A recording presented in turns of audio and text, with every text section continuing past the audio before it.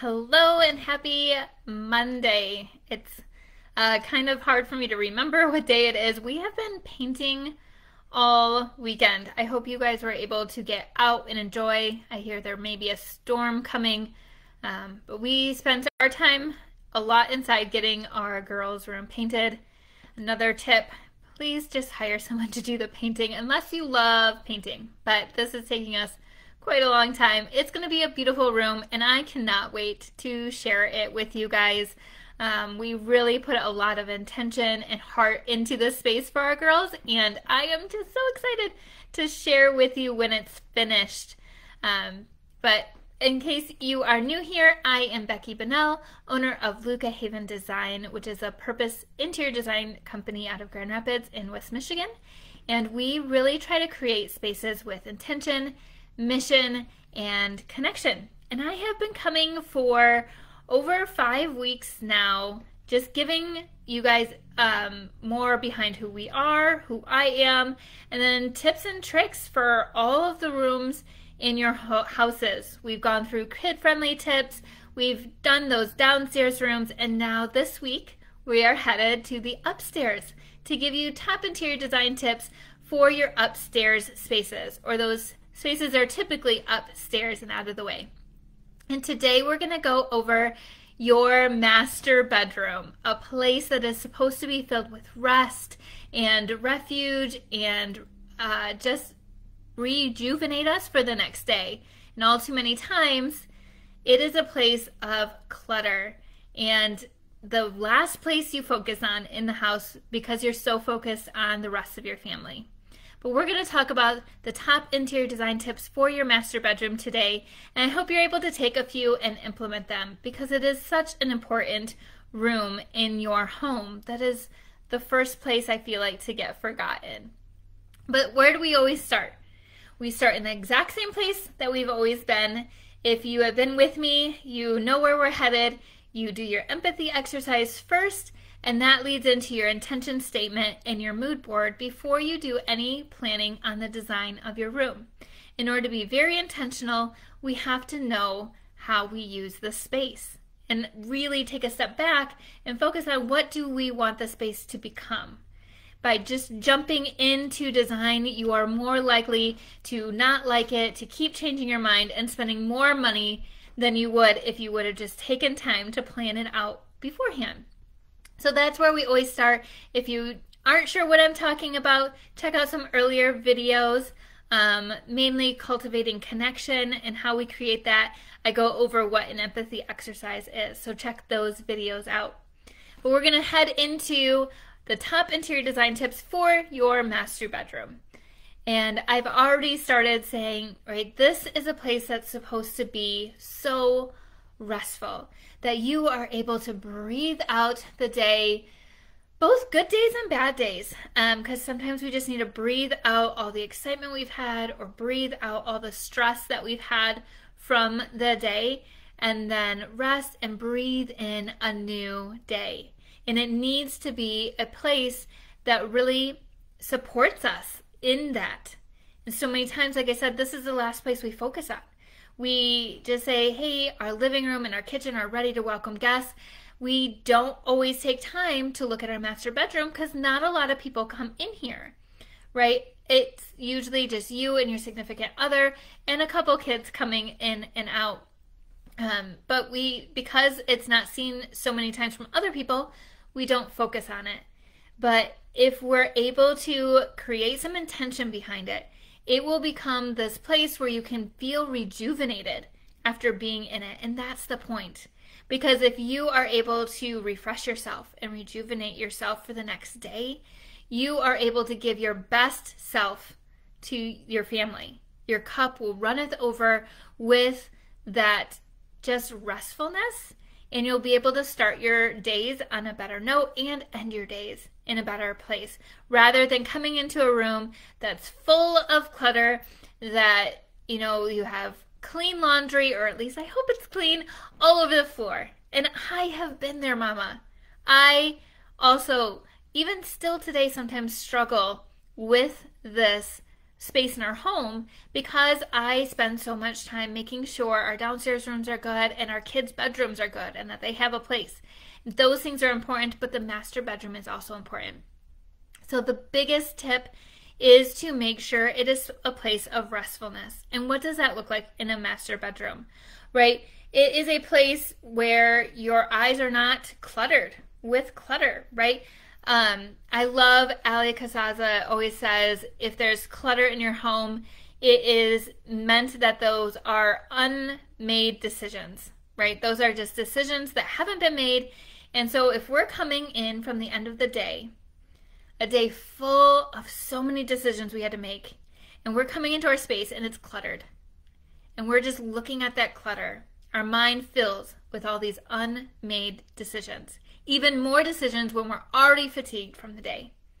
That is not going to be a place of rest. That is going to be a place of stress. So the biggest thing is make sure that you have a clutter-free room. Take time, go through your things, and really have that open space. Your eye needs to find rest when it comes into this room, not piles of clutter that you have to make decisions over. That is stressful. It is harder to sleep.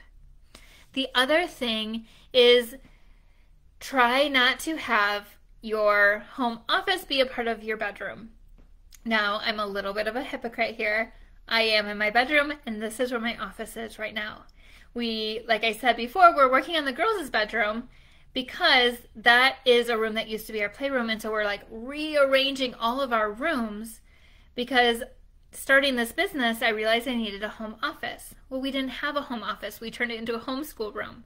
And so we needed to reorient our space and find me an office. And in order to do that, we're redoing the playroom into a bedroom and moving kids around. And then one of the older bedrooms will become my own office because I know it's important to not have this space in our bedroom.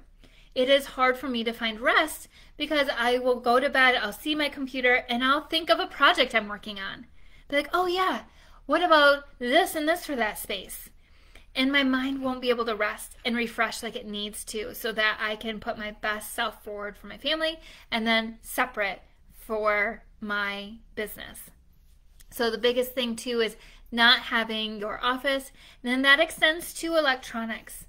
Don't have a computer or a TV or even your phone charging next to you. Try to have those in other spaces because if you're able to disconnect from those, to not hear them going off in the middle of the night, you're going to get a lot more rest. And there's also been studies shown that if they're not in your space, it definitely brings more rest to you throughout the night if you can get those electronics out of your room. And have your phones charging in your closet. Have the TV where you only watch it downstairs, and that when you come up to your bedroom, you're automatically triggering your body to say, this is a time for rest. This is not a time to be checking your phones. This is not a time to be watching TV. Those things are great to connect. I love a good TV show with my husband. We just make sure that we always watch it downstairs so that when we come up to the bedroom, it is a time for rest. Some of the other things, lighting is also a huge part. Sorry, I'm going to make sure my hair is behind me. I do have paint in my hair still. So it looks a little crazy. But lighting is another one. So the master bedroom is prime for layers of light. It is a fun place where you can create brightness or you can create that dim, calming atmosphere. So I always recommend putting, especially your main light, on a dimmer switch. That way you can lower the light when you want, more of that spa-like feel, that more calming at the end of the night, grabbing a glass of wine maybe, and just sitting and talking. And you want that dimmer light. Or in the middle of the day, or as you're waking up, having the light come up a little bit higher. A dimmer is a great option for the master bedroom. And then layering it with bedside lamps as you're waking up, right? And have those on dimmers as well. Having the dimmer on our bedside tables was essential, especially when we had babies in our room. So right as you're trying to have the newborn in your room, having that dimmer when they're waking up in the middle of the night so you're not waking up the whole room, but you can still see to do what you need to do for that diaper change or for that feeding. Having a bedside table lamp with a dimmer was a lifesaver. And we still use it today as we're getting ready for bed. We'll dim the bedside tables, turn off the main light, and just kind of start to trigger our body that it is time to sleep and rest. Another lighting thing is there are lights, and I just ordered these, so I'm really excited to try them out to give better insight into them. But they are called human-centric lighting. And what these are they go on your circadian rhythm. And so when you want to wake, for instance, the light slowly comes up and it represents the sun rising. So the LED turns a certain hue, a little bit more redness to it, and you are able to rise like you're rising with the sun. And I'm excited to try these, especially during the winter. If you can connect it to your Google or your Alexa and have it wake you up with light rather than sound all the time and having that electronic next to you, it's a much smoother, natural waking up. And then the same as the sun sets. These are lights that mimic the sun. And so I'm really excited to try them out. I'll let you guys know how it goes. These are especially huge for me during winter, right? Living in Michigan, there's a lot of dark days and we don't get the sun that we always need. And I do have some seasonal affective, depression disorder during the winter. So I'm really kind of excited to try these out and let you guys know how it goes this winter. But that's another thing, just really paying attention to what your needs are to feel fuller in your room. This is your refuge. This is your haven in your home. And you need to protect it. Protect it for that rest. And use it for that rest. And have all other activities outside of that, even folding laundry. I'm a proponent. Our laundry room's not very big, but I want to get in the habit of finding a different place to fold our laundry. I really don't want to have to fold it in our bedroom. And so that's something I'm going to be working on. So even as a designer, I don't have necessarily all the answers, but I can give you the tips that work the best and the reasons behind those. And in time, you're just implementing little by little. Do not make it overwhelming, feeling like you have to do all the tips, all the things, because you will overwhelm yourself very easily and it won't be a fun experience. So take it little by little. Even as a designer, right? I know I shouldn't be folding my laundry in my room, and I do currently. So I'm working on finding a solution, but first I'm focusing on our girls' bedroom, because once that's done, a lot more things happen in our family. I'm able to have an office. And so really figuring out where you need to start for your family is huge. But there are little things you can do in your bedroom, like the decluttering, to make it a more restful place. Other top interior design tips, coziness, right? Having that sense of coziness in your bedroom. Adding, a blanket for those, really chilly nights.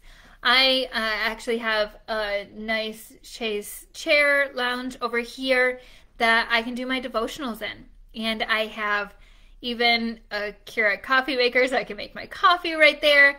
And I have this really textured, cozy blanket. And so creating that cozy corner, if you will, in our room is nice. I don't have to do my devotional in our bed. I can do it in this cozy corner or curl up with a good book and some wine at the end of the day. And it just is another way to create rest, right? I'm not always sleeping. I can be doing restful activities in my room, and I've allowed for that. And then thinking of adding a cozy rug underneath your bed. Maybe you have carpet, but it's a little worn, and so getting a really, plush rug, with a high, with a deep, oh my goodness, I'm losing my words. Anyways, a really cozy rug underneath your bed so that when you get up in the morning or go to bed, it's just a softness on your feet. And who doesn't love a good soft rug to wake up to? Another thing is, could you add a fireplace? The fireplace doesn't only have to be in the living room, it can be in your bedroom as well. So could you add a fireplace or a place for 2 chairs so you guys can just talk together at night or in the morning? Think about how you can make your bedroom more cozy. The bedding is another huge thing. You know, save the Target bedding for your kids. Really get nice luxury bedding for your bed. Think of it as like a bed and breakfast. You know, when you go to a bed and breakfast, they have like the comfiest bedding ever because they're, you know, really targeting a place of rest for you. Layer it with different blankets. If your significant other runs really hot and they don't need very much and they just want a sheet, but you run cold and so you need blankets, make it versatile so that it works for both of you by adding layers, and then certain layers can come off if needed. But really focus, especially on the sheets where your skin is touching it. Check out some luxury bedding that really feels soft. Go and feel a sample before you actually order any. Because some people like a more satin sheet, some people like a more cozy sheet that is softer. And it really depends on what you're looking for. I actually change out the sheets depending on the season because I like a cooler feel in the summer and then a nice cozy soft feel in the winter. But really get luxury bedding for yourself. Save the Target for your kids and get luxury bedding, and think about those pillows. You don't want to overwhelm your bed with pillows, but when you walk in from the day, it needs to look cozy, and pillows help create that softness on your bed. So don't go overboard, but I would say, you know, even having just 3 decorative pillows is really nice on the bed. If you have a king size bed, go a little bit more. But think about the texture of those pillows too. Maybe get some that are knit and then some that are more softer in nature. So really think about those layers on your bed and how you can create a luxury setting. And like I said, always think of that bed and breakfast. When you go to a bed and breakfast, what is it about that space that you love so much? And bring it home with you, because those are made for rest. And there was something about it that triggered you for that ease. So bring that home to yours. Then obviously thinking about the bedside tables, do you need drawers? Are you going to use drawers, or is it going to be a place of clutter? Do you need it more open? So just kind of going through those situations. Other tips, really increase the size of your art in your bedroom. So this is one some people don't really think about. They tend to go with the 8x10 or smaller art. I say I love big art. So at a minimum, like 24 by 36 at a minimum. You can't see it, but right in front of me I have a very large canvas piece of art. And when you can increase the size of your art and lower it to the center being more at eye level, it's just a more calming effect. You're not cluttering your walls with a bunch of art, and it doesn't look odd that there's like this tiny piece of art on this large wall. So really think about increasing the size of your art and then lowering it so it's more aligned with your eye level, because that's where you're looking. And it will create this calming effect to the room. And then the final thing, you know, making the bed your centerpiece, making it focus, so making sure that it's balanced in your room.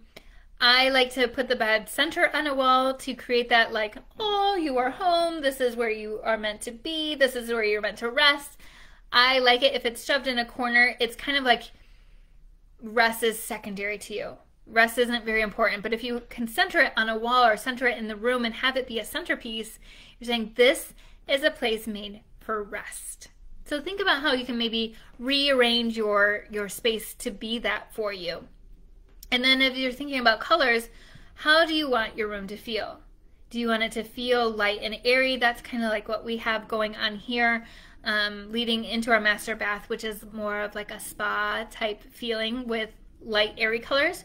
Or do you want it to feel more like a cocoon and you're choosing dark colors? That is another fun master bedroom design tip. A black is very trending right now, doing a charcoal or a black or a very, very dark green that almost looks like black is trending, and it's fun. It creates this like cozy cocoon for you to go into out of the at the end of the day. So choosing light and airy or even dark dramatic colors make for a fun master bedroom. So those were a lot of tips we covered. Just really quickly going over them again. First and foremost, whatever you need for rest. Making sure you have a clutter-free, electronic-free zone for rest and protecting that. Think about your lighting, the layers of light, and how you can change the light over time with dimmer switches. Creating coziness. So think about what is cozy to you and how can you create that. And then lowering and increasing the size of your art, making your bedroom the centerpiece, and then when it comes to colors, be really intentional for how you want to feel in your space, whether, like I said, it's light and airy or more of a dark cocoon. But above all, it is a place of rest. It needs to be yours. It needs to be paid attention to, because when you're able to do that, like I said, you're able to be better for your family. If you have no place to rest, how can you be the best version of yourself? So really, as hard as it is to peel ourselves away from those rooms that everybody comes into and we want to make a good impression, peel yourself away, even if it's just one little tip to get you closer to that place of rest. I urge you, take the action step today or this weekend. Plan for it for this weekend. How can you make your room just a little bit more restful? And you will not regret it. I would love to hear what that one thing is for you. Please send me a message, DM me, or email me. I would love to hear it. And as always, what are your tips? Comment below your favorite master bedroom tips for creating that place of rest. And then if you've enjoyed this, please share on your feed. Always trying to grow the community and inspire people to create their own Luca Havens at home. So please share with your friends.